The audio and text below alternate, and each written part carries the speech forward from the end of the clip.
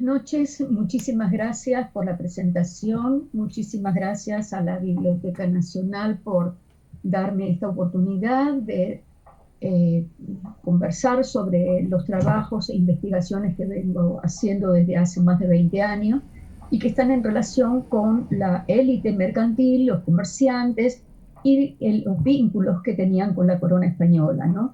Es importante destacar que esta élite mercantil es la que tenía a su cargo prácticamente las relaciones económicas entre la corona y el virreinato, y fue desde un primer momento una clase privilegiada. Es decir, una de las cosas que vamos a ver justamente es este sistema de relaciones y de intereses mutuos que tenía la élite junto con la corona española y que durante 300 años prácticamente fue la que manejó el poder económico y que gracias a que estaba muy vinculada a la corona tenía beneficios especiales. La primera parte de la exposición yo voy a explicar un poco cómo eran estas relaciones mercantiles, cómo funcionaban, cómo había una institución, la corporación del consulado que era la que los nucleaba a todo este grupo, para luego explicar un poco cuáles fueron los problemas que se van suscitando principalmente a lo largo del siglo XVIII y cómo poco a poco esta élite va a sentirse bastante afectada. Sin embargo, no va a perder el poder a lo largo de todos estos siglos. Lo que sí vamos a ver es cómo se va a ir transformando el comercio, cómo ellos van a ir, como digo, perdiendo en algún momento ese privilegio que tenían. Y voy a llegar hasta la independencia y un poquito más, porque es para mostrarles cómo de alguna forma van a mantener estos privilegios, van a tratar de mantener estos privilegios, no importa cuál sea el sistema de gobierno al cual van a estar vinculados, ya sea el colonial, el republicano. De alguna forma vamos a ver cómo siempre han sido esta clase la privilegiada entre todas las clases del Perú. Entonces, sin más preámbulos y agradeciéndoles nuevamente esta oportunidad, yo voy a pasar un PowerPoint y para lo cual voy a compartir pantalla de manera de guiarme, porque son varias cosas que tengo que comentar y me parece que es la forma más dinámica de presentar el tema. Si me permiten, creo que ya sí puedo compartir.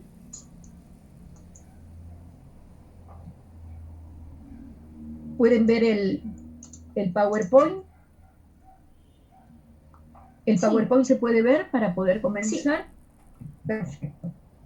Bueno, entonces, sin más preámbulos, lo que quiero decir es que justamente esta élite, como dice ahí, bueno, estuvieron representados, fueron el contacto directo entre el sistema, entre la corona española y el virreinato, ¿no? Desde los primeros tiempos hay una relación muy estrecha y casi podríamos decir que hay un sistema de reciprocidad que era la clave que vinculaba los intereses y beneficios de ambas partes. Y este sistema de protección se va a mantener, este sistema de reciprocidad se va a mantener a lo largo de 300 años, ¿no? En esta diapositiva ustedes pueden ver, este es el segundo libro que se publicó en el año 1999, ya hace más de 20 años, y que hay un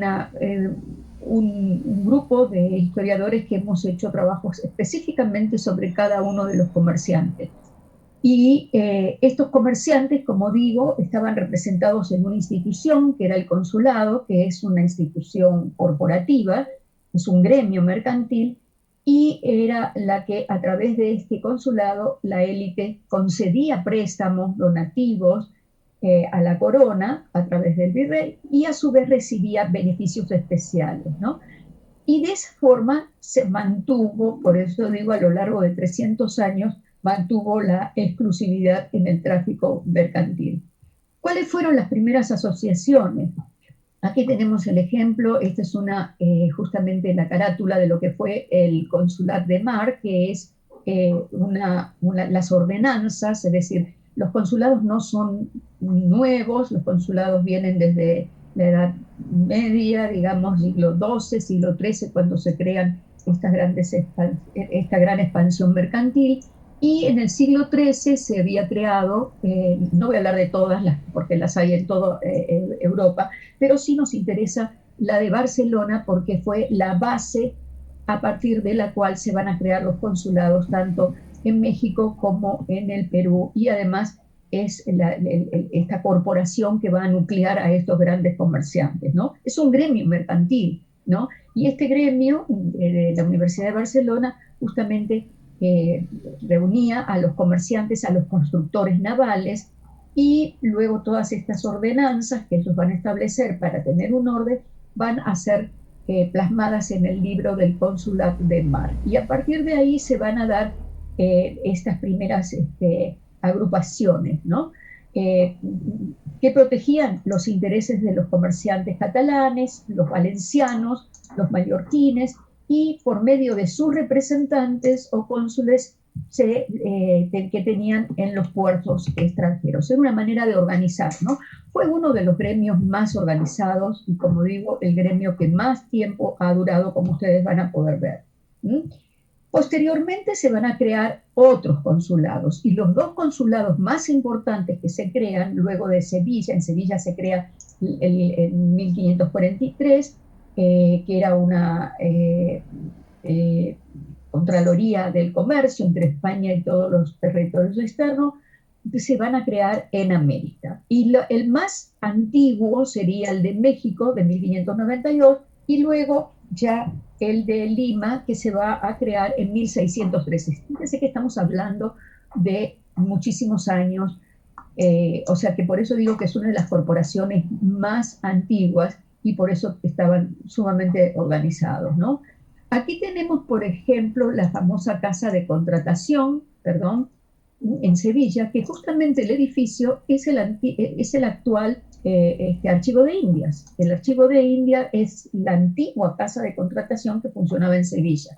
Este es otro edificio en Valencia, que era la Lonja de la Seda, que era la que establecía los valores de las mercancías. Es decir, el comercio siempre tuvo que tener una legislación que pudiera coordinar y establecer cuáles eran los valores, cuáles eran los precios, cómo se debían hacer los intercambios. No era el comercio, digamos, de manera irracional, sino que tenía que seguir toda una línea, ¿no? Ahora bien, en América, con respecto a España, fueron los consulados, pero otras naciones también tenían organizaciones y eran compañías mercantiles. Aquí tenemos, por ejemplo, la Compañía de las Indias Orientales, en donde tenemos digamos, la imagen que lo representaba. Esto incluso la Compañía de Indias Orientales en sus embarcaciones llevaba como estandarte para saber que pertenecía a Inglaterra, ¿no? Y esta era la casa de contratación en el caso de Inglaterra. Es decir, que todos tenían de una forma o de otra estas empresas o estas corporaciones que los organizaban, ¿no? Y que jugaron un papel fundamental, como digo, en la historia del corporativismo colonial. Entonces, ahora, ¿quiénes eran los integrantes? Porque yo hablo de una élite. ¿A quién estoy refiriéndome cuando hablo de una élite? Y el élite es ese grupo de personas que tienen ciertas características, que eran grandes comerciantes, que eran poderosos, que eran la clase económicamente más poderosa, y por lo tanto eran los que podían aportar todo lo que el rey solicitaba, ya sea limosna para crear hospitales, donaciones al rey, por ejemplo, cuando se casaba un hijo o había una fiesta importante.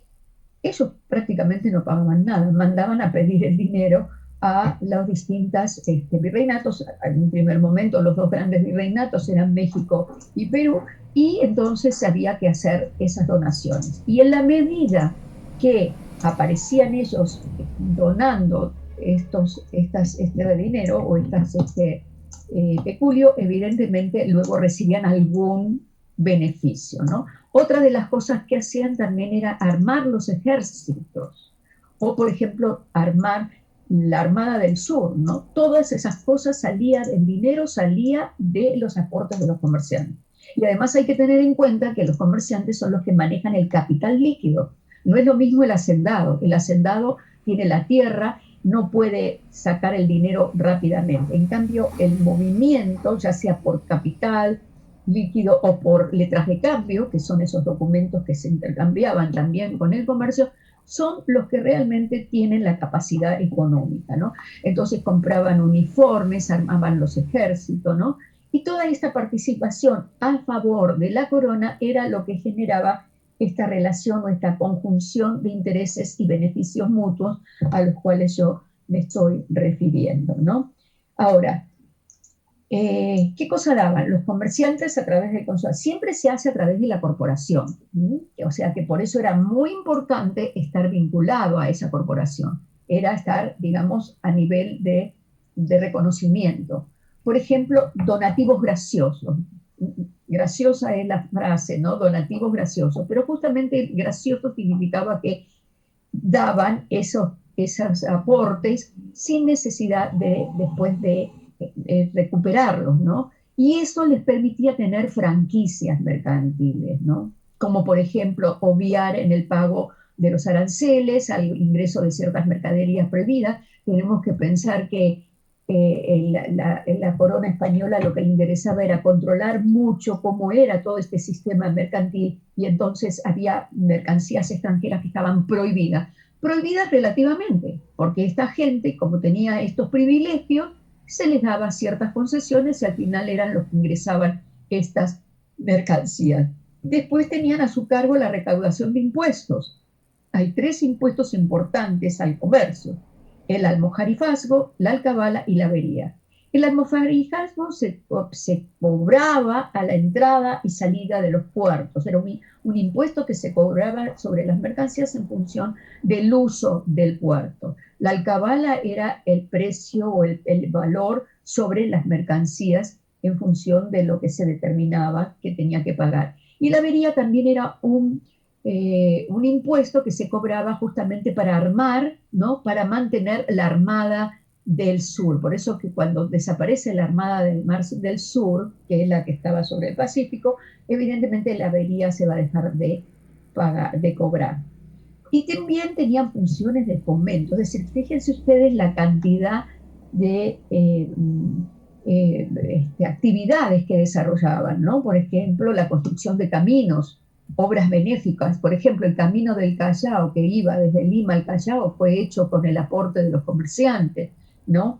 O cuando se necesitaba obtener azogue para poder explotar las minas, ahí estaban los comerciantes a través del consulado, ¿no? Entonces, son muchas las funciones que cumplen, ¿no?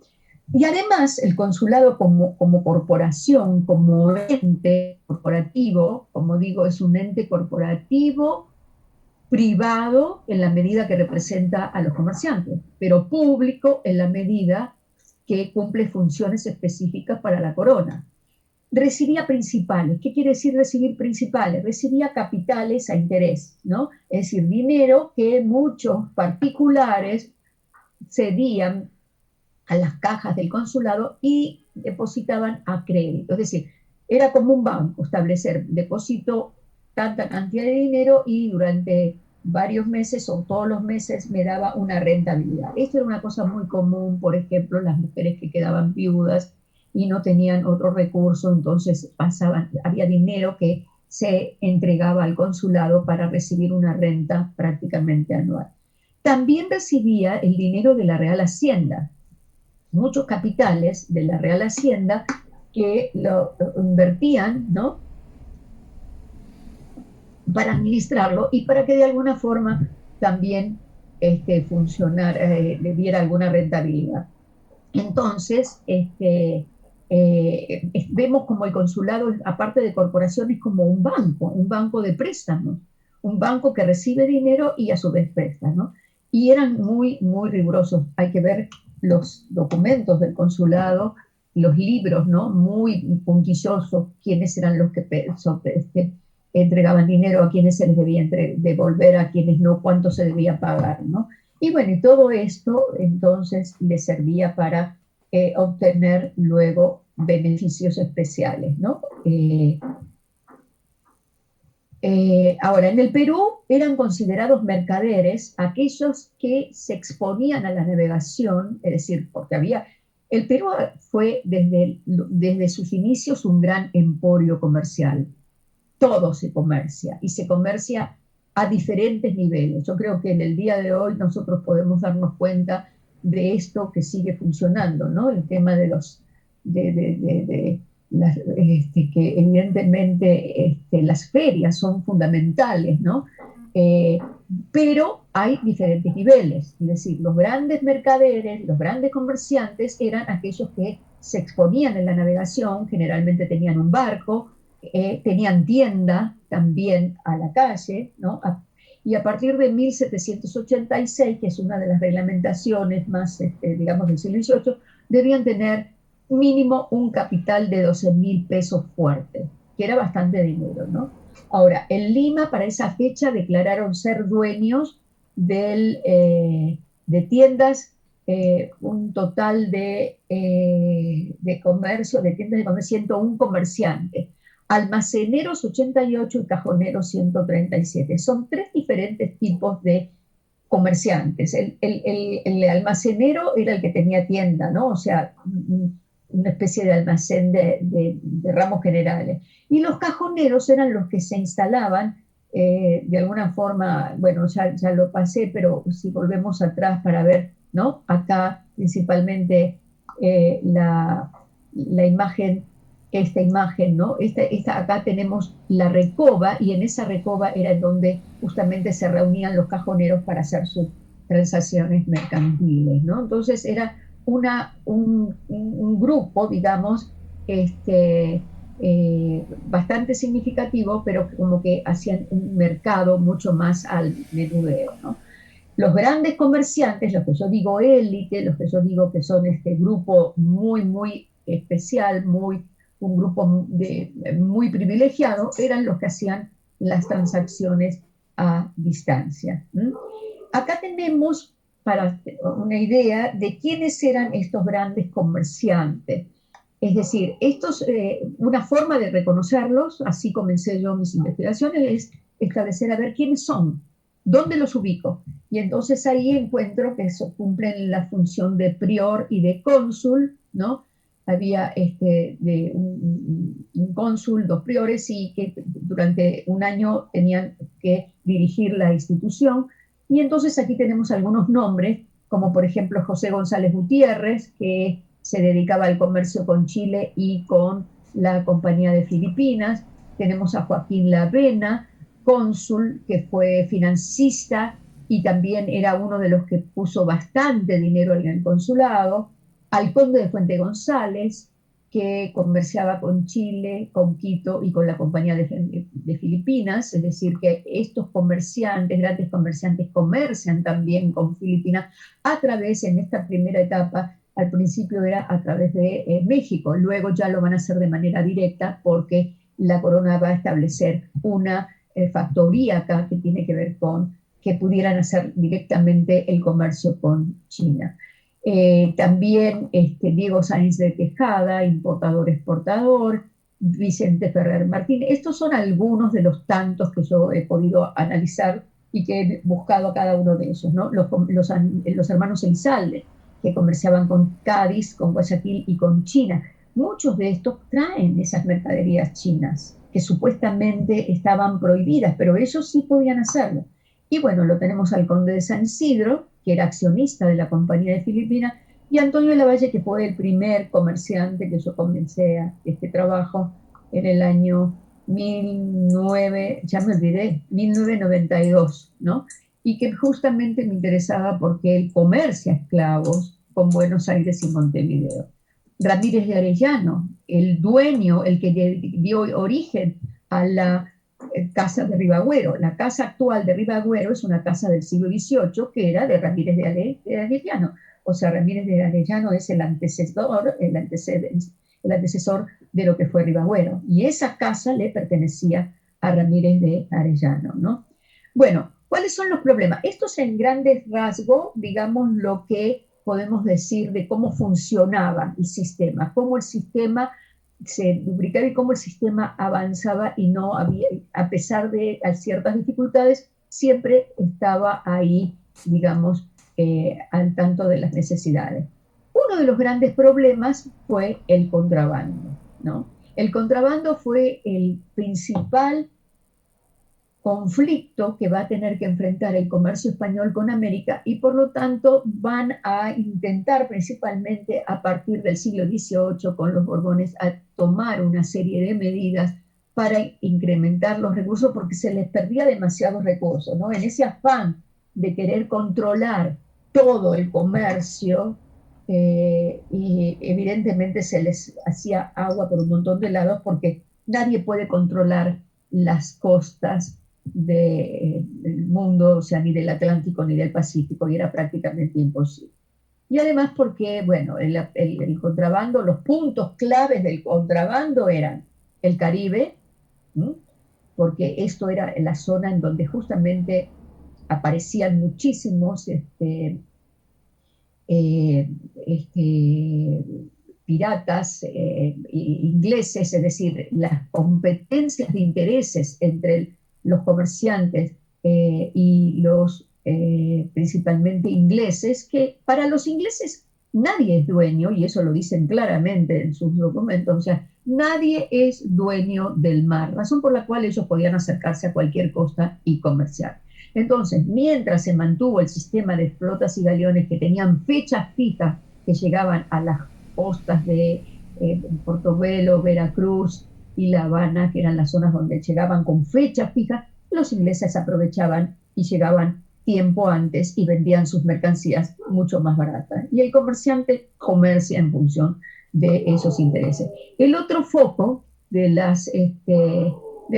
era Buenos Aires, porque acá estaba muy al sur, entonces ya que no podían entrar por aquí, entraban por Buenos Aires. Y mucho, no había control, porque hasta que no se crea el Virreinato del Río de la Plata, acá era zona prácticamente de nadie, entraban con mercancías y la redistribuían en esta zona del sur del Virreinato del Perú y muchas cosas llegaban hasta Lima, y además se pagaba con plata, quiere decir que les permitía tener una rentabilidad mucho mayor porque le ofrecían esa plata a mejor precio, ¿no? Y luego también el Pacífico. A lo largo del Pacífico también hay contrabando, principalmente de sedas y artículos orientales, que era a través de las embarcaciones desde México que iban hacia el Manila y recibían estos productos. Ahora bien, el consulado, digamos que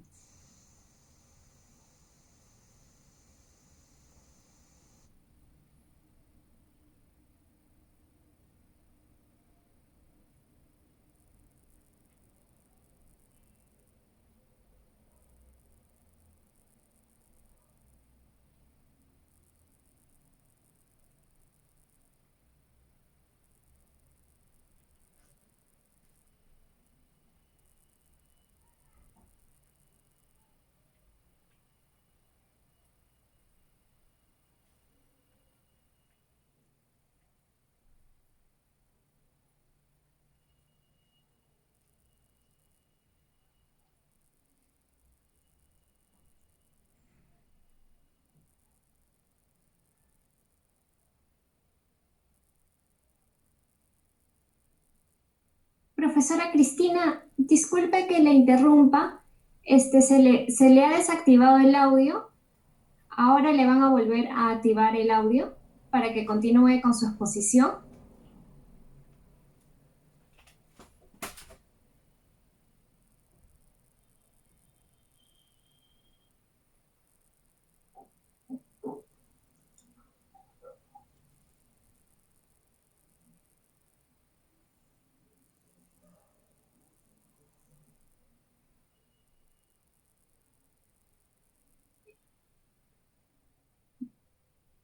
Ya le activó el audio, me parece.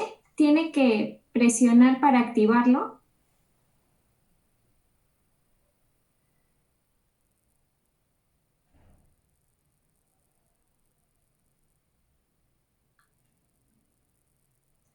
Ahí está. Ahora Sí, sí. ya estamos, Ahí, sí. ahora sí. Bueno, perfecto. Entonces ahora sí vuelvo a, a compartir pantalla. Sí, eh, eh, y bueno, entonces estaba comentando que uno de los grandes problemas fue el contrabando, pero que los comerciantes vinculados de alguna forma aprovechaban la coyuntura y si compraban en contrabando también hacían sus grandes negocios.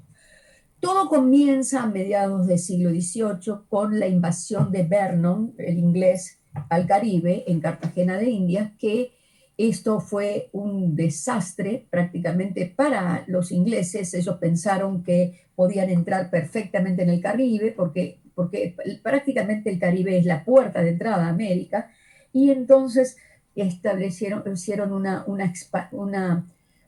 una gran incursión en Cartagena de Indias, pero se quedaron con los crespos hechos porque evidentemente hubo todo, si ustedes ven las características del lugar, les permitió cerrar, es decir, entraron los barcos, cerraron los espacios y los barcos ingleses fueron destruidos. Pero esto permitió mostrar que evidentemente avanzar. Evidentemente esto beneficia. Esta ruta va a beneficiar a los puertos del Pacífico. Y uno de los que se va a beneficiar en esa primera etapa es justamente el puerto de Valparaíso. No obstante, no podemos decir que Valparaíso a partir de aquí tiene mucho más influencia que el Callao, porque el Callao, como digo, estos grandes mercantiles, estos grandes comerciantes estaban instalados en el Callao y era el lugar, el puerto de distribución. Es decir, tal es así que a pesar de que había mercancías que venían de Cádiz, que iban hacia Guayaquil o que iban hacia Valparaíso, decían Pacífico Sur, y llegaban al Perú y de ahí se redistribuían en otros barcos. O sea que la concentración del poder y la concentración estaba justamente en el Callao. O sea que sigue siendo el Callao el puerto de distribución de mercancías y más importante de todo este tiempo. Ahora bien, el impacto de todo esto, y evidentemente el impacto fue grande porque la apertura de estos navíos que ya no tienen, es decir, les impide a los grandes comerciantes, es decir, tener el control, ya va a trastocar estos cimientos de el sistema que había quedado prácticamente intacto durante tantos años, ¿no? Aquí tenemos, por ejemplo, la imagen, o sea, las embarcaciones, primero navío de permiso, o sea, que se saca un permiso, pueden llegar directamente, incluso llegan a Buenos Aires y algunos dan la vuelta. Navíos de registro, o sea, registrados según una fecha determinada. Y el libre comercio, ¿no? O sea, el objetivo, terminar con el contrabando, que no terminaron porque no se pudo, y también incrementar, y eso sí, incrementar el comercio entre España y sus colonias e incrementar la recaudación, fundamentalmente la recaudación fiscal. Entonces, ¿qué es lo que pasa? En el año 1756 a 1763 hay una nueva guerra con Inglaterra, la famosa guerra de los 7 años. No es una guerra con Inglaterra, es una guerra que prácticamente para algunos historiadores mexicanos la consideran como la Primera Guerra Mundial porque entran todas las potencias, todos se pelean contra todos y cuando termina esta guerra hay una reestructuración de las colonias de Francia, España, Inglaterra, pero lo que le pasa a España en ese momento con esa guerra es que pierde La Habana. La Habana va a ser tomada por los ingleses. Para los españoles eso fue catastrófico, terrorífico, porque La Habana era un punto muy importante de producción, principalmente de azúcar, era donde ingresaban muchos esclavos y evidentemente esto les afecta totalmente. Al final después se la devuelven, porque los ingleses se daban cuenta que a ellos no les interesaba tener colonias establecidas, ellos ya tenían sus colonias en Estados Unidos, ellos quieren puertos libres para comerciar, eso es lo que les interesaba. Bueno, después en una negociación se la devuelven, pero ahí se dan cuenta que no pueden seguir sosteniendo el sistema tan cerrado, un sistema tan de tratar de controlar por sobre todo los medios, los puertos y que todo ingrese por 3 o 4 puertos que ellos habían establecido. Y ahí es entonces donde se da entonces este libre comercio, que no es un libre comercio, es un comercio protegido, ¿no? Que es el que mayor resistencia tuvo por parte de la élite mercantil, porque evidentemente ellos sentían que ya no tenían las riendas del comercio y de la distribución, y que ahí comenzamos a que en realidad no se va a establecer hasta 1784 por el sistema de guerra que se mantenía, pero la guerra esta había retrasado su aplicación, pero evidentemente esto ya comienza, digamos, a sentirse este impacto en la élite de estas nuevas medidas que van a tomar, ¿no? Aquí tenemos cómo se ampliaron muchísimo. Hay un montón de puertos en España que también se van a abrir, pero igual va a seguir siendo Cádiz el principal.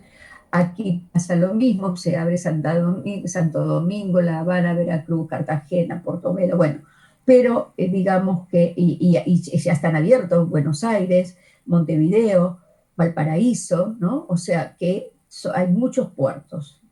Esos puertos era forma de generar comercio con grupos mercantiles y ahí comienzan las alianzas, es decir, los grandes comerciantes peruanos van a negociar y se van a aliar con algunos otros representantes en el puerto de Buenos Aires, en el puerto de Valparaíso, ¿no? Ya no van a poder hacerlo de manera exclusiva, ¿no?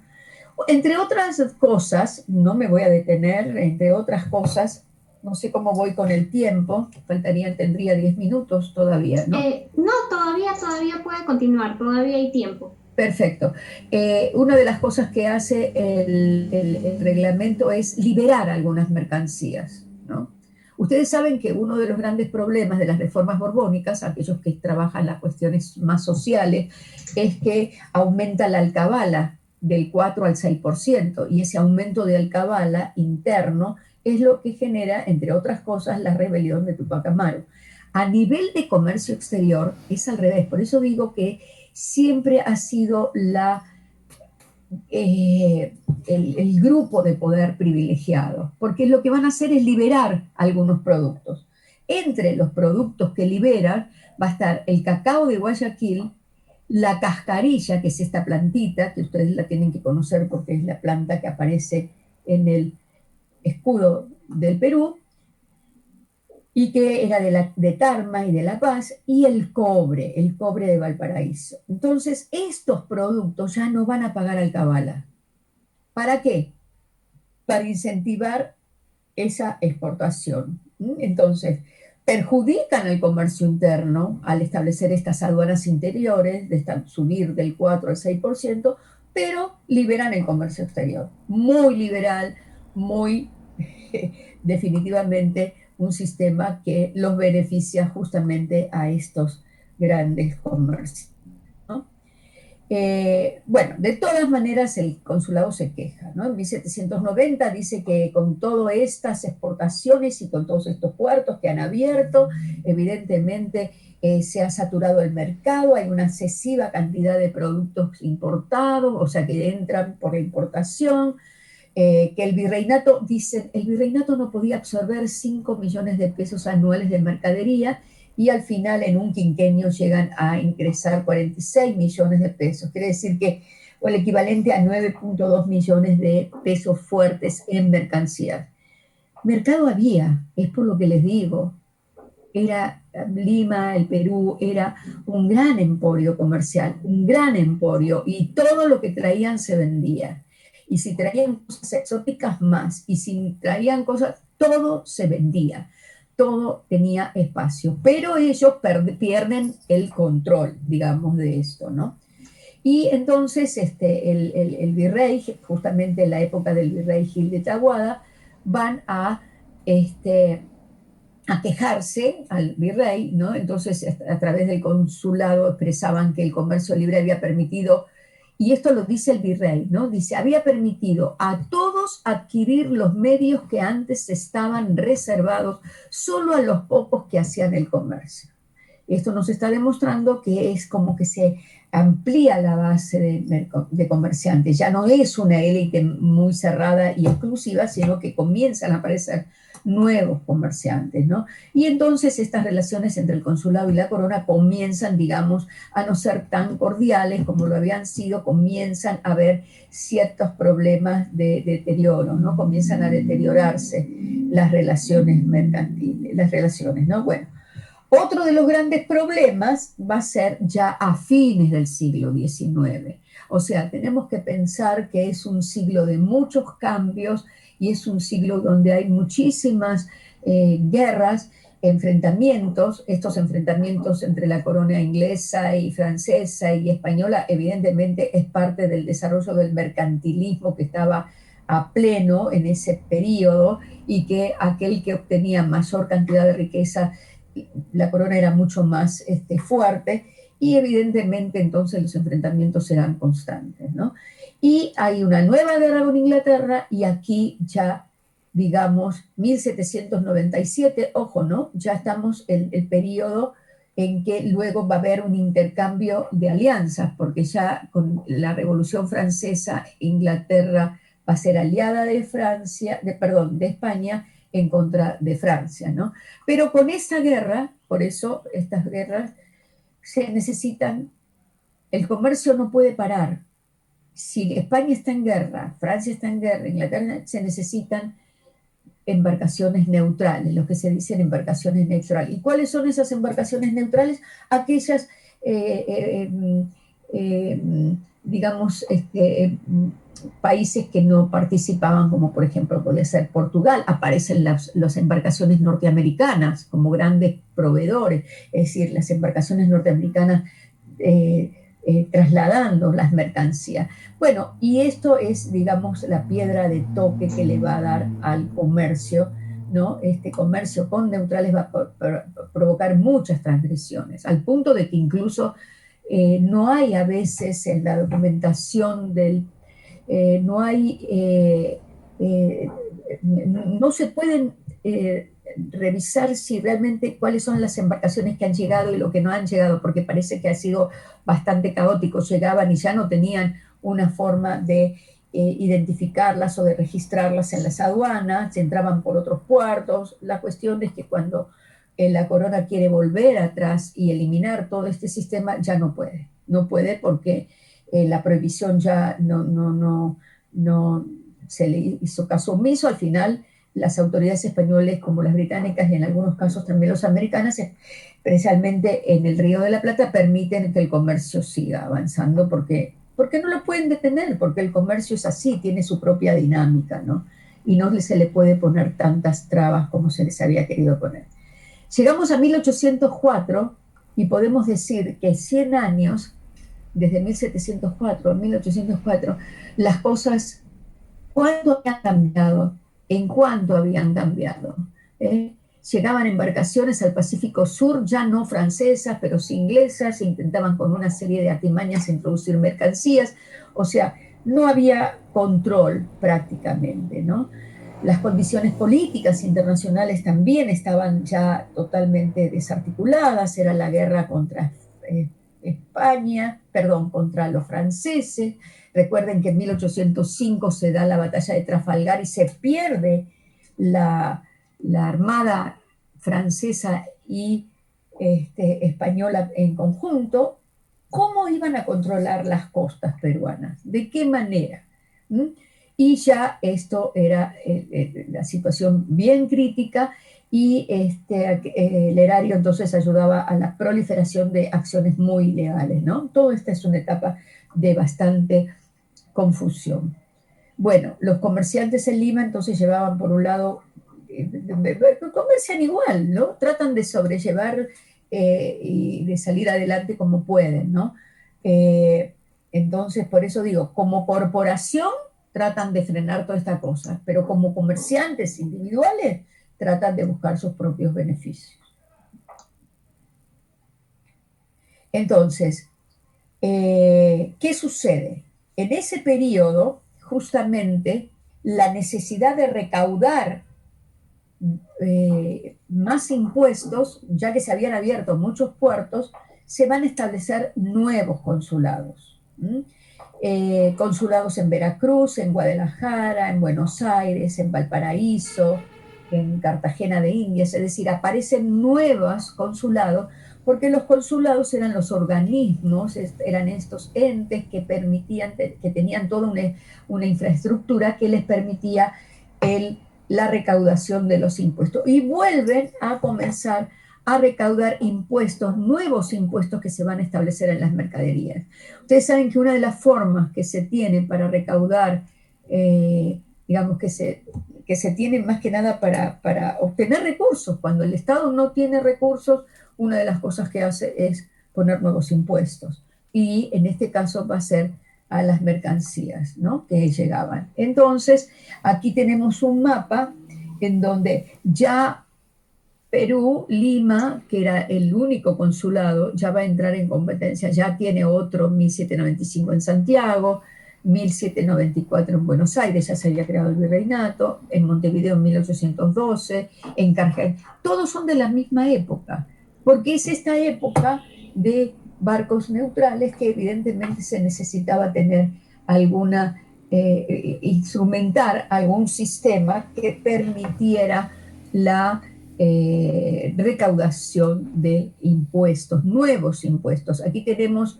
a ver, aquí están los derechos que se van a ir estableciendo. Esto ya es la época de Pezuela. Pezuela estaba desesperado por tener dinero para armar los ejércitos y evidentemente se van a establecer derecho de subvención, derecho de arbitrio, derecho de reemplazo, cualquier, o sea, eran nuevos, del 1% sobre la plata, de $1 sobre cada fanega de trigo, o sea, son nuevos y nuevos y nuevos impuestos para poder recaudar el dinero que se necesita. Voy a irme atrás un minutito, que en la cual lo que quiero aclarar, eso la mayoría lo conoce, que evidentemente el consulado y los comerciantes, principalmente los comerciantes, van a tratar de defender a como dé lugar la autoridad regia. Porque ahí estaba su beneficio, ahí estaba lo que yo les decía, que era esta capacidad de privilegio que tenían, ¿no? Y fue el mejor aliado de Abascal, al punto de que Abascal va a emitir una carta en la que va a decir que el gobierno de Lima se ha salvado por la protección que ha tenido y por el apoyo que le ha dado este grupo, ¿no?, el Real Tribunal del Consulado, a quien le debe la mayor parte de sus triunfos y glorias. O sea que todas las guerras, todos los conflictos internos que se conocen a través de la historia del Perú, desde que comienza todo este problema con los insurgentes, con los levantamientos, la plata era necesaria y solamente se recaudaba a través del consulado, y los que colocaban el dinero eran los comerciantes a través de esta institución. Entonces esta carta es fundamental para entender cómo ellos funcionaban. Y los impuestos eran estos que se daban. Y entonces, ¿qué obtenían a cambio? ¿No? O sea, ellos van, incluso muchos donativos o muchos empréstitos van a tener que entregar los comerciantes. Y entonces van a obtener, como siempre, estos beneficios que el rey le va a reconocer, y que incluso, por ejemplo, hay una orden real en 1819, estamos en plena guerra de independencia, que hay una orden que le faculta al virrey de Lima, dice, a dar concesiones al comercio cuando fuese necesario debido a la entrega de recursos para mantener al ejército y la Armada Real. Entonces, evidentemente, la forma de sostenerlo era a través de estos comerciantes, ¿no? Entonces siguen insistiendo, digamos, es el apoyo económico, por eso que los comerciantes van a financiar las guerras, tanto durante la época de la independencia, de las guerras antes como las guerras de la independencia y las guerras posteriores, ¿no? Bueno, llega San Martín, 1820, llega San Martín, digamos, ingresa a Lima.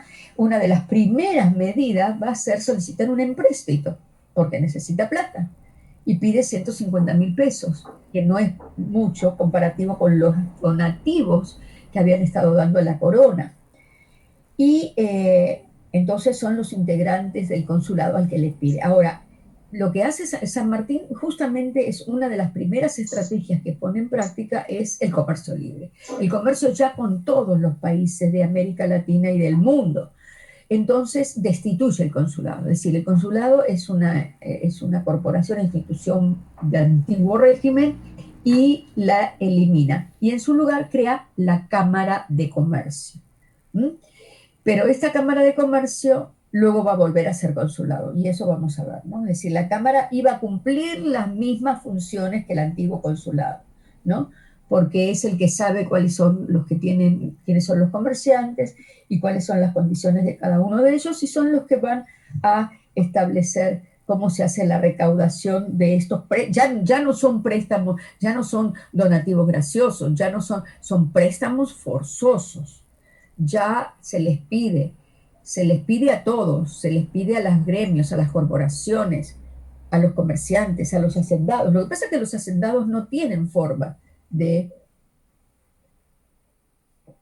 obtener los recursos tan fácilmente como los comerciantes, pero ellos van a estar presionados para que entreguen dinero al virrey, ¿no? Y acá entonces aparecen nuevos préstamos, incluso en 1823 se habla a la Cámara, pero pues sigue siendo el consulado, pero digamos que en esa época todavía es Cámara, que se hagan listas de comerciantes de notoria probidad que debían concurrir a las aduanas y juntamente con los vistas de aduana debían establecer los precios al por mayor, o sea, los precios de aforo de las mercancías que llegaban desde Europa, como de Chile y de otra clase y de otros lugares. ¿Qué quiere decir esto?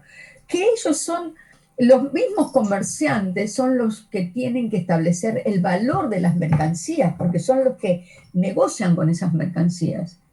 O sea, el Estado no tiene idea de cuánto tiene que pagar, cuál debe ser el aforo. Entonces, según las mercancías que llegan, si son chinas, si son americanas, si son de Chile, establecen el valor o un precio de aforo. Entonces, se hacen grupos de comerciantes que van a ir a las aduanas a establecer estos aforos de las mercancías. Pero aparecen nuevos personajes. Esto está todo muy sintetizado, pero justamente uno de los grandes temas es que con la llegada de San Martín, muchos comerciantes extranjeros aprovechan la coyuntura y se van a instalar en Lima, tanto en Lima como en Valparaíso. Y estos son todos extranjeros y estos ceden, o sea, son nuevos prestamistas. El Estado está totalmente debilitado, necesita recursos, necesita comprar armas, necesita comprar instrumentos para armar las vituallas, para armar los uniformes, compran botones dorados, compran telas, compran miles de cosas. ¿Quiénes son los proveedores? Estos comerciantes. Y le ofrecen entonces al Estado este dinero, es decir, que por el momento es como que hay una etapa de stand-by en donde todos estos grandes comerciantes que estaban tratando de sobrellevar y de pagar a favor, de sostener la guerra a favor, digamos, en contra de los insurgentes, a favor de la corona, van a quedar medios desarticulados, porque ya no tienen ese dinero, porque ya no pueden, ya no están en las condiciones, como habrá sido, ¿no? En las condiciones como para seguir comerciando. Pero sí aparecen estos comerciantes, todos extranjeros. Diego Boldi, Juan Paris Robertson, Templeman y Berman, que está en Chile esperando que entre San Martín para llegar él también. Y bueno, yo he revisado a todos estos comerciantes y hacen grandes negocios junto con... no sé si tantos grandes negocios, lo que pasa es que vieron ellos que esa era la oportunidad, ¿no? Nuevos mercados y nuevas representaciones. Ahora, ¿qué tanto se beneficiaron? Y es muy relativo, habría que ver las contabilidades de cada uno de estos para ver cuánto pudieron hacer y qué es lo que pudieron lograr, ¿no? Bueno, ya para ir, digamos, finalizando, digamos que durante el consulado, durante el Estado republicano, va a restaurarse nuevamente, ¿no? Es decir, entramos en la independencia, entramos en el Estado republicano, se deroga la alcabala, se eliminan la alcabala, las aduanas interiores, para generar un mercado interno, se reemplaza el impuesto de patentes, se instrumenta un impuesto de patente que reemplazaría a los dirigido a los artesanos, mientras que los terratenientes y propietarios van a pagar el impuesto a los predios rurales, pero digamos que el nivel de ingresos no va a llegar a superar 5 millones, o sea que va a seguir siendo un estado deficitario, pero además va a ser deficitario porque los que tienen que pagar los impuestos, que son estos comerciantes que ingresan mercancías, van a tener, van a, digamos, no van a pagarlos porque les van a dar unos vales de aduana por estos préstamos que dan, y esos préstamos los van a descontar en las aduanas cuando lleguen sus mercancías. ¿Qué pasa con el consulado? Bueno, el consulado no desaparece. Es uno de los pocos países, y no sé si es el único país, en donde el consulado de comercio va a seguir funcionando hasta después de la Guerra del Pacífico. O sea que tiene una larga historia.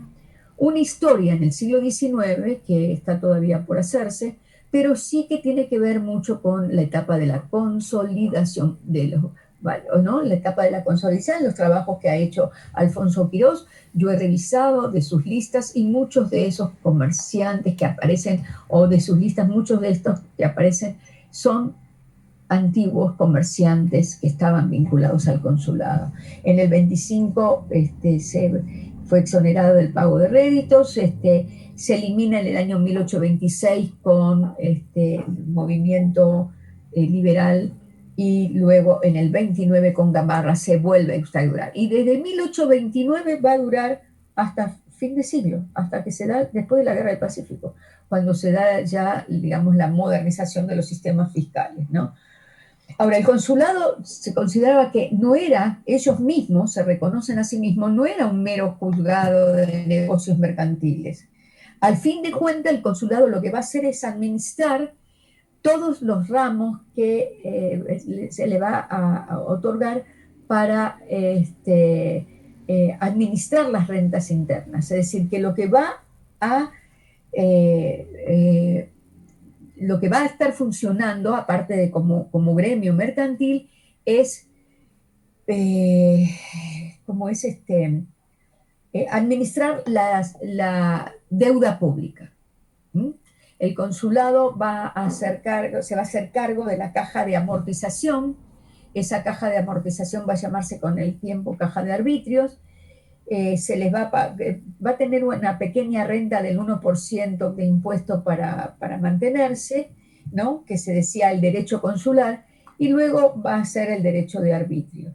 Y esta caja de arbitrios, desde 1834 en adelante, va a ser el que va a sostener los ejércitos, ¿no? La guardia del consulado, el batallón de comercio, va a pagar los vestuarios de los soldados. ¿Y quién va a administrar esta caja?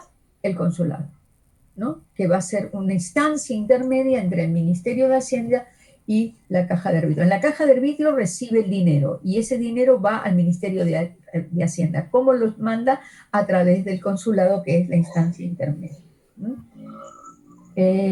Y bueno, en el 39, durante la etapa de Castilla, es cuando se da un reglamento sobre cómo iba a funcionar esta caja, este ramo de arbitrio, y va a ser el sistema a través del cual se les va a ir, o sea, los comerciantes dan los préstamos, a través de esta caja. Esta caja va a su vez recibir como vales de aduana que se les va a pagar a los comerciantes con esos vales de aduana que a su vez van a descontar en esos pagarés o vales, como se decía, ¿no? O sea, ellos adelantan el dinero y luego le van a pagar con estos vales. Quiere decir que cuando el Estado tiene que recaudar impuestos aduaneros, no los puede recaudar porque los grandes comerciantes dicen, no, yo acá tengo el vale para que me lo descuente. Entonces, es un círculo vicioso que nunca puede ser un Estado que puede tener recursos para salir adelante, ¿no? Bueno, y con esto ya llegamos a las conclusiones. Ya para terminar, digamos que va a administrar esta deuda pública y parece que ha sido una de las pocas instituciones, quizás con la Iglesia y el Ejército, que va a mantenerse a lo largo del siglo XIX y que evidentemente tiene sus antecedentes en este tribunal, en este grupo de comerciantes que eran, como digo, la clase privilegiada y que yo creo que siguió siendo la clase privilegiada a lo largo de todo el siglo XIX, ¿no?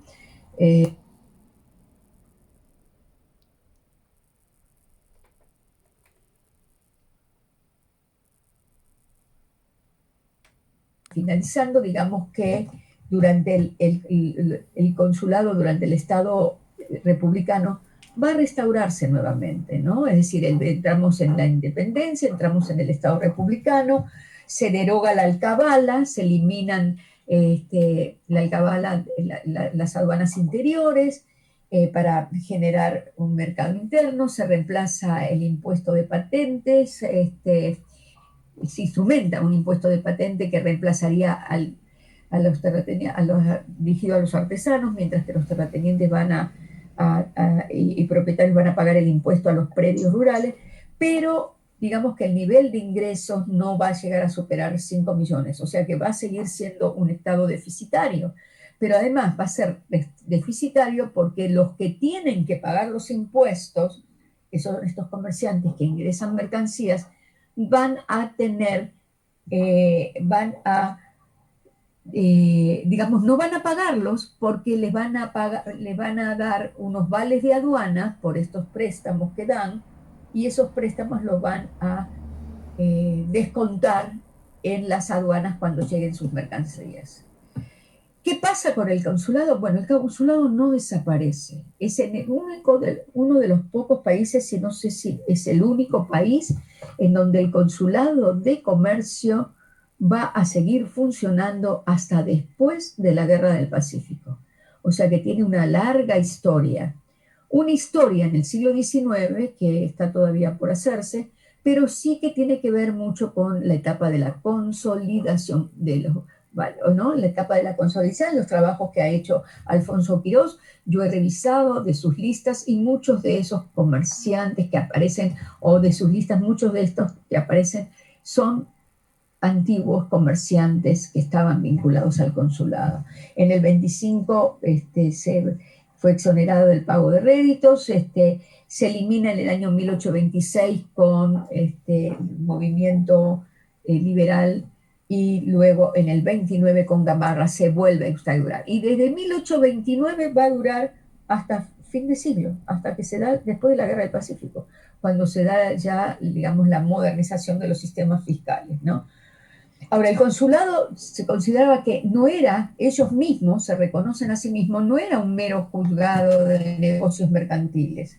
Al fin de cuentas, el consulado lo que va a hacer es administrar todos los ramos que se le va a otorgar para administrar las rentas internas. Es decir, que eh, eh, lo que va a estar funcionando, aparte de como gremio mercantil, es, eh, como es administrar la deuda pública. ¿Mm? El consulado se va a hacer cargo de la caja de amortización. Esa caja de amortización va a llamarse con el tiempo caja de arbitrios. Se les va a tener una pequeña renta del 1% de impuesto para mantenerse ¿no? Que se decía el derecho consular, y luego va a ser el derecho de arbitrio.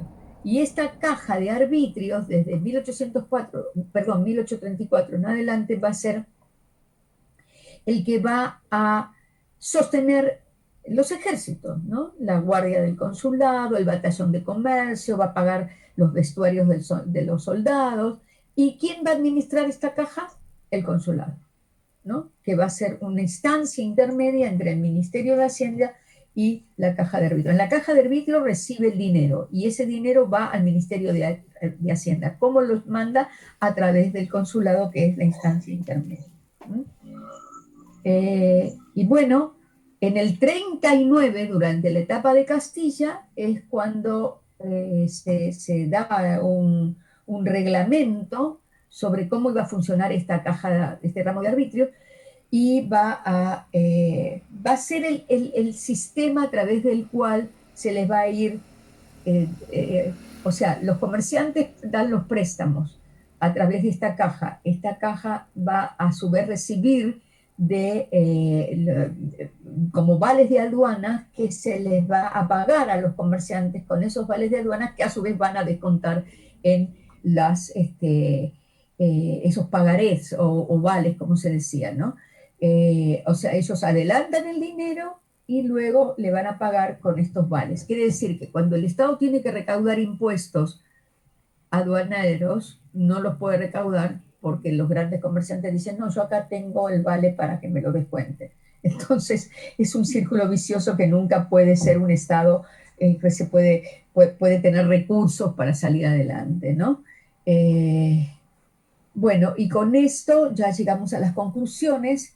Ya para terminar, digamos que va a administrar esta deuda pública y parece que ha sido una de las pocas instituciones, quizás con la Iglesia y el Ejército, que va a mantenerse a lo largo del siglo XIX y que evidentemente tiene sus antecedentes en este tribunal, en este grupo de comerciantes que eran, como digo, la clase privilegiada y que yo creo que siguió siendo la clase privilegiada a lo largo de todo el siglo XIX, ¿no? Eh, Él fue además una especie de banco, definitivamente, de préstamos, ¿no? Al recibir principales, no solamente durante la época colonial, sino que en la época republicana, a través ya de otro organismo que era esta caja de arbitrio, va a redimir los préstamos que al Estado manejaba y están las cuentas en donde se ve que maneja unos 200.000 pesos fuertes a lo largo de prácticamente por mes. Bueno, y con esto entonces nada más y quedo entonces a disposición de ustedes para las preguntas que me quieran hacer. No sé si me he pasado demasiado, creo que me he extendido un poco, pero Estamos bien de tiempo. tenía que cerrarlo porque evidentemente, eh, como digo, el privilegio lo tienen desde siempre y lo siguieron manteniendo. Y nada, pues nada más estoy entonces a disposición de ustedes para las preguntas que me quieran hacer. Muy Muchísimas bien. gracias. Muchas gracias, doctora Cristina, por compartir parte de su investigación con nosotros, un tema que sin duda despierta mucho interés. Me ha parecido interesante ver cómo el gremio de comerciantes organizados en el consulado fue una institución que supo enfrentar en muchos casos las diversas coyunturas que amenazaban sus intereses, ¿no? Tal como usted lo ha explicado. Bueno, le comento que el tema ha generado mucha expectativa en el público también, un público que por la naturaleza del evento es bastante heterogéneo. Por las redes sociales nos acompañan niños, niñas, jóvenes y adultos. Nos llegan saludos del colegio Educaré y de Caraballo, el colegio Élite 21. De distintos lugares del Perú y del mundo. Recibimos saludos desde los distritos de Atevitarte y Lince, de ciudades como Huancavelica, Chimbote, Azángaro, Huánuco y Cajamarca, y ¡Wow! de países como Argentina. ¡Qué bueno! A todos y a todas les mandamos un enorme saludo y agradecemos su interés por el programa Historia del Perú.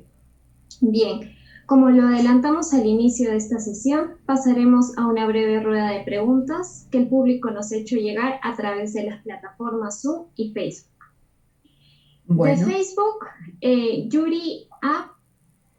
Pregunta, ¿qué pasó con la élite virreinal mercantil luego de la independencia del Perú y ante la llegada de empresarios extranjeros? Comienzo a responder por cada una de las preguntas, ¿verdad? Sí, sí. Bueno, justamente la élite se ve bastante afectada cuando uno sigue casos específicos, como por ejemplo la familia Iscue, Francisco Javier de Iscue, que evidentemente eh, se va a ver muy, muy afectado por los cambios. En algunos casos van a retirarse del Perú, otros se van a quedar, los hijos van a seguir manteniéndolos, pero es como que se va a recomponer, pero con el tiempo. No es una cosa que se va a ver eh, eh, fácilmente. Es decir, lo que sí se logra ver es que evidentemente hay una recomposición, hay nuevos comerciantes, hay nuevos integrantes en este grupo. Pero el consulado no tiene posibilidades de, o sea, dentro del consulado eran más bien no hay extranjeros, son los del país, ¿no es cierto? Ahora, evidentemente sí desaparecen muchos de este sistema, pero como digo, si uno va rastreando, lo que pasa es que 30 años es un montón de tiempo, ¿no? Y si ellos eran muy importantes en 1790, 1797, 1800, ya para 1820, 1830, ya son 30 años que evidentemente ya no son las mismas personas. Tenemos que rastrearlos en sus hijos, en sus familiares. Y en algunos casos sí se mantienen, ¿no? Porque, por ejemplo, la familia Elizalde se va a mantener, los Lavalle se mantienen. Hay algunos, ¿no? No recuerdo cuál otro, ¿no? Pero hay algunos que sí se van a mantener y que van a tratar de salir adelante, ¿no? Ahora, para conocer eso hay que hacer trabajos muy específicos, ¿no? Muy, digamos, puntuales de familias, de grupos mercantiles, ¿no? El caso de Iscue, por ejemplo, Iscue va a morir en 1824, cuando llegan, a ver, cuando llega San Martín, el grupo tiene que reacomodarse, porque no tiene otra. Entonces, evidentemente, va a ser uno de los representantes del consulado que va a tener a su cargo la recaudación de los, no de impuestos, sino de los empréstitos forzosos. Pero luego, durante el periodo que va a haber una serie de conflictos, va a desaparecer. Pero sí su hijo va a seguir, ¿no? O sea, Francisco Javier, no, a ver, Francisco eh, eh, Iscue va a ser reemplazado por su hijo y a mediados de siglo vamos a encontrar un Iscue que incluso va a tener no va a ser dueño de minas de plata, es decir, no desaparecen totalmente, ¿no? O sea, ahora sí, como les digo, sí yo he podido ver y buscar en el caso de muchos, porque yo dije, ¿qué pasó en la época este trabajo tan interesante? No de la corrupción, el trabajo de Alfonso Quirós, sino el anterior, cuando habla de la deuda defraudada. ¿Por qué él dice la deuda defraudada? Porque justamente ellos pagaron la deuda, pagaron la guerra. ¿Qué pasó con ellos? Y he encontrado algunos que sí eran integrantes del consulado y que van a ser unos cuantos que van a entrar en este proceso de consolidación, ¿no? Los famosos consolidados que van a obtener ciertos beneficios. O sea que no es una cosa que podemos verlo así de manera monolítica, sino que es algo que digamos, de maneras individuales, ¿no? La salida. Ya no es una salida a nivel nacional o como funcionaba en la colonia. En la colonia el sistema funcionaba todo mucho más estructurado. En la República ya las cosas van a cambiar. Y además las guerras, ¿no? Justamente los levantamientos entre los caudillos y todo, ¿no? Sí. Bueno, gracias. La siguiente pregunta la realiza desde Facebook Cristian Jesús Carranza Rentería. Su pregunta es, ¿estos comerciantes, mercaderes, tenderos, cajoneros, eran solo españoles? ¿Podían ser criollos o Claro. indios?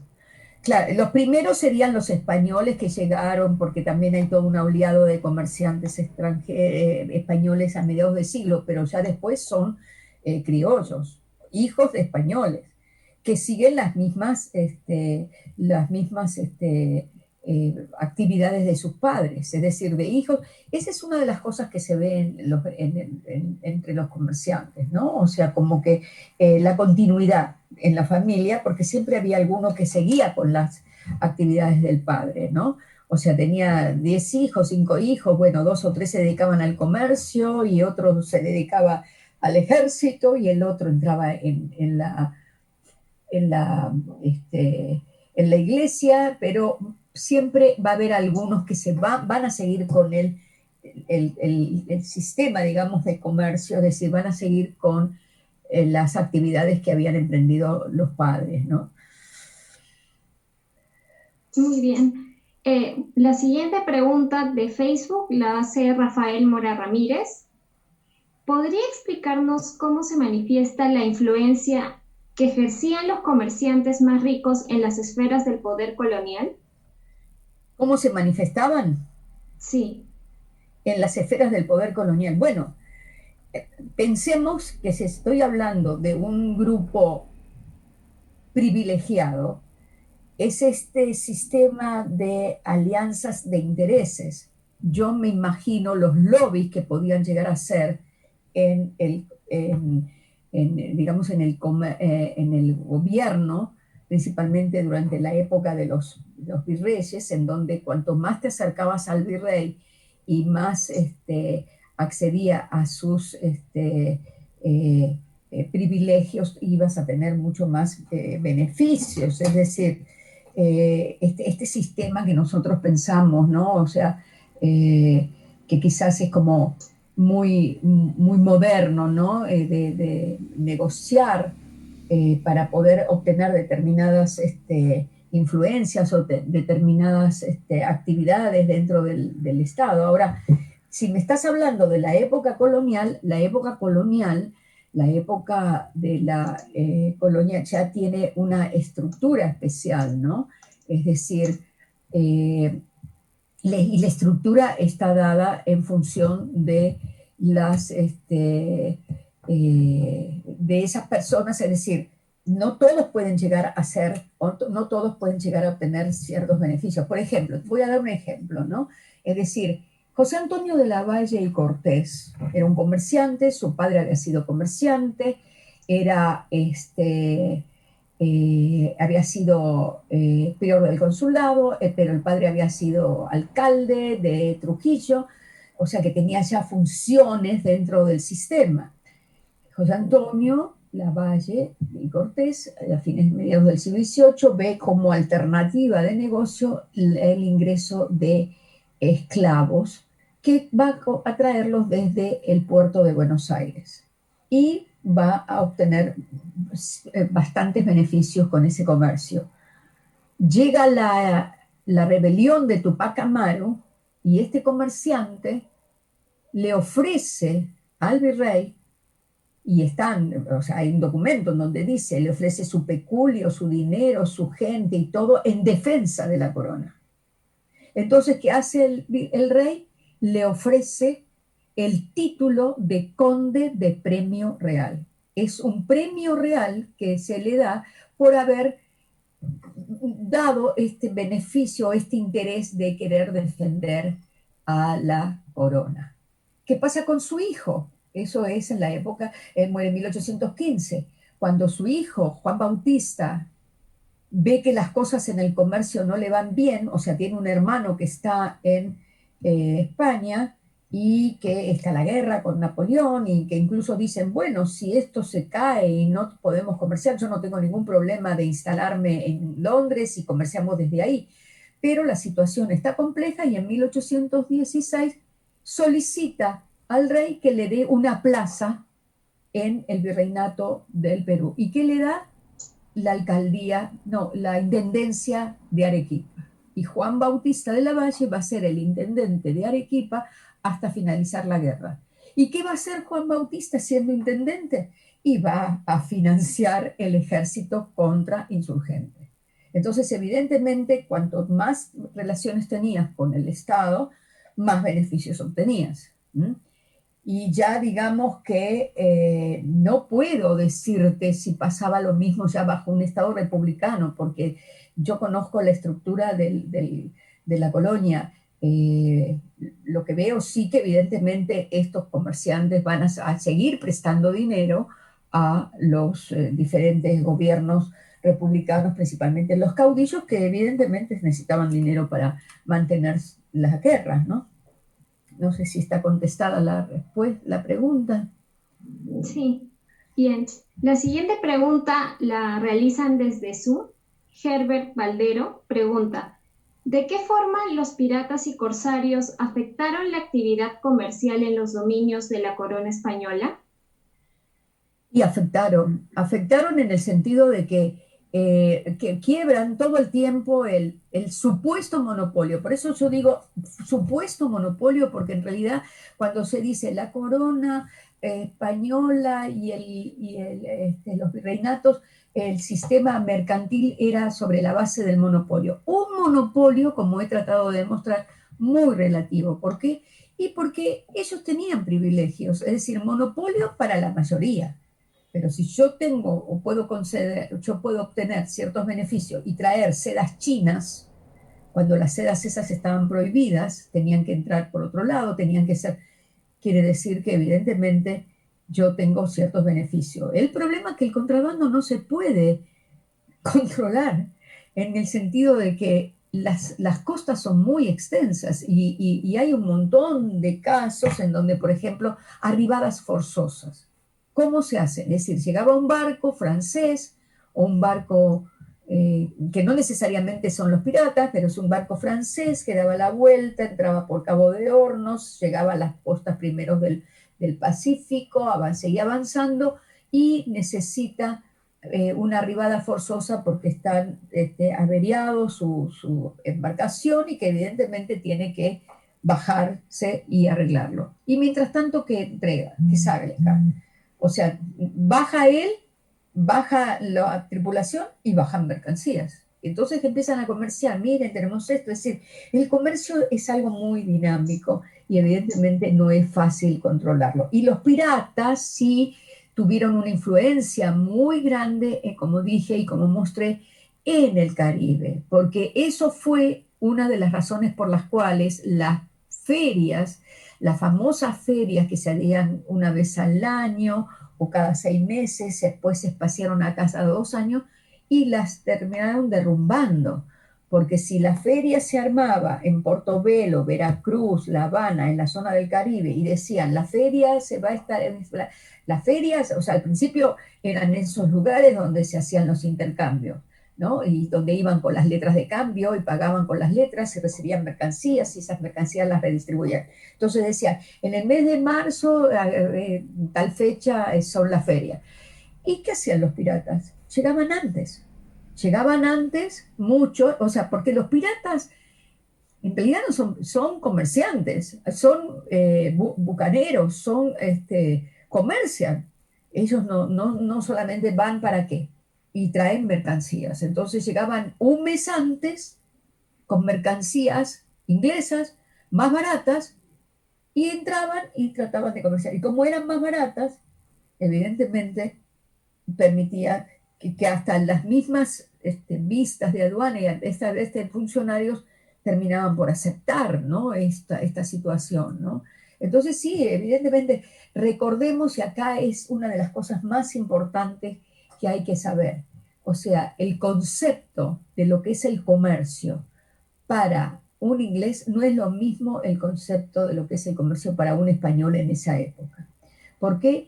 Y porque el español busca la exclusividad, trata de decir, no, voy a tratar de que nadie llegue a, digamos, eh, que tenga que vender las mismas cosas que yo.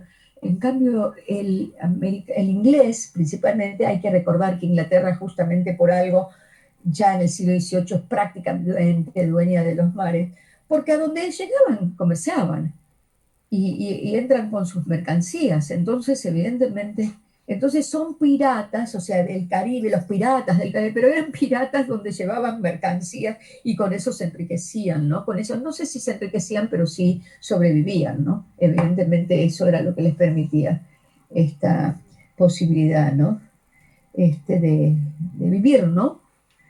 El sistema, y ahí es en donde comienza el deterioro porque se les va de las manos, es decir, si es como que tú tienes una gran esquema donde tratas de controlar, ¿no? Una casa con muchísimas puertas y decir, no, no, no, vamos a comer una sola puerta, todo que entre por una misma puerta, pero por la puerta de atrás están entrando cosas y tú dices, no, pero no puede ser. Y bueno, más o menos es así, imaginemos el mundo y esta expansión, este Atlántico, este Pacífico tan extenso, ¿quién podía tener el control? Con un dron únicamente, y en esa época esas cosas no existían. Bien. Tenemos otra pregunta desde Zoom. Guillermo Rivas. De los tipos de comercio mencionados durante su exposición, ¿cuáles continuaron practicándose e incentivando en las nacientes repúblicas en América? De los distintos tipos de comercio, ¿a qué se refiere? A los distintos tipos de comerciantes. Bueno, mira, los grandes comerciantes siguieron, porque el comercio durante mucho tiempo, o sea, hay una sola forma de hacer el comercio a distancia, que es a través de embarcaciones. Y por lo tanto, por eso son las embarcaciones neutrales, ¿no? O sea, si tú no tienes tus propios barcos porque estás en guerra, tienes que utilizar embarcaciones de otros países. Por ejemplo, los barcos norteamericanos comienzan a aparecer mucho en el Pacífico a lo largo de todo este periodo, a fines del siglo XIX, perdón, XVIII, 1797, porque ellos eran grandes como si fueran, trasladaban las mercancías, ¿no? Entonces ellos ahí están, digamos, comerciando. El comercio durante mucho tiempo va a seguir siendo a través de embarcaciones, ya luego las embarcaciones ya no son a vela y van a ser las embarcaciones a vapor. Todo esto va a aparecer recién a mediados del siglo XIX. Ahora, cuando hablamos de cajoneros o tenderos, siguieron existiendo, o sea, los de tiendas, los que tenían tiendas, las tiendas siguen estando, es decir, por eso yo me imagino, conociendo el Perú y conociendo cómo funcionan los mercados, una de las grandes cosas que hay en el Perú son estos grandes mercados donde uno dice, ¿cómo puede ser que vendan tanta cantidad de cosas? Y sí se venden, o sea, todo se vende, todo. Entonces, evidentemente, cajoneros siguieron existiendo, tiendas siguieron existiendo, grandes importadores siguieron existiendo. O sea, yo creo que todo eso se mantuvo, ¿no? A lo largo, incluso hasta ahora, ¿no? Hay diferentes niveles de comerciantes, de sistemas, porque después está el comerciante itinerante, que es el comerciante que va a provincia. Entonces ya compra la mercancía, y eso sigue existiendo, compra la mercancía en el puerto o en la tienda o en la lonja y va hacia provincia llevando estas mercancías y vendiéndolas, ¿no? Al margen de también los de provincia que vienen con sus productos, ¿no? Entonces yo creo que sigue existiendo esos sistemas mercantiles, se siguen manteniendo, ¿no? Bueno. Bueno, lamentablemente ya estamos llegando a la parte final de esta sesión. Queremos agradecer primero a la doctora Cristina Maceo por la gentileza de compartir con nosotros algunos alcances de su investigación y por atender cada una de las preguntas formuladas por el público. Agradecemos también a quienes desde sus casas nos han acompañado en esta quinta sesión del programa de Historia del Perú. Los invitamos a la próxima sesión este viernes 29 de mayo en el mismo horario, de 7 a 8:30 de la noche, donde contaremos con la presencia del historiador Charles Walker, quien presentará la ponencia Tupac Amaru II y las rebeliones en el Perú colonial. Agradecemos una vez más a la doctora Cristina Maceo. Gracias, doctora Cristina. No sé si le gustaría compartir con el público algunas palabras finales. Bueno, yo agradecer nuevamente la atención que han tenido conmigo, y haber podido eh, conversar con un público tan extenso. Creo que es la primera vez que dicto hablo una conferencia con más de 200 personas. Esto es lo maravilloso de este sistema, ¿no? Que si uno se tiene que trasladar es prácticamente imposible, pero esto es una, digamos que es una de las cosas positivas que le podemos encontrar a esta situación tan crítica que estamos viviendo, ¿no? Entonces me da la impresión de que es una forma muy interesante de conocernos, de conocer cuáles son las actividades que hacemos. Y bueno, yo tengo, como les digo, más de 20 años trabajando en el comercio y los comerciantes, y cada vez fui ampliando más todas estas investigaciones. Agradezco muchísimo a todos ustedes, a la Biblioteca Nacional, a Talía, mi alumna de San Marcos, a Ángela, bueno, y a toda la gente con la que he estado en contacto, y a todos los integrantes, que también me parece extraordinario que lamentablemente no podamos seguir haciendo, responder las preguntas, pero que evidentemente todo esto puede dar para mucho más. Muchísimas gracias a todos, muchísimas gracias por escucharme, y espero que este, les haya gustado la exposición. Muchas gracias, doctora Cristina. Bueno, Bueno, antes de retirarnos, queremos invitarles a seguir nuestras redes sociales.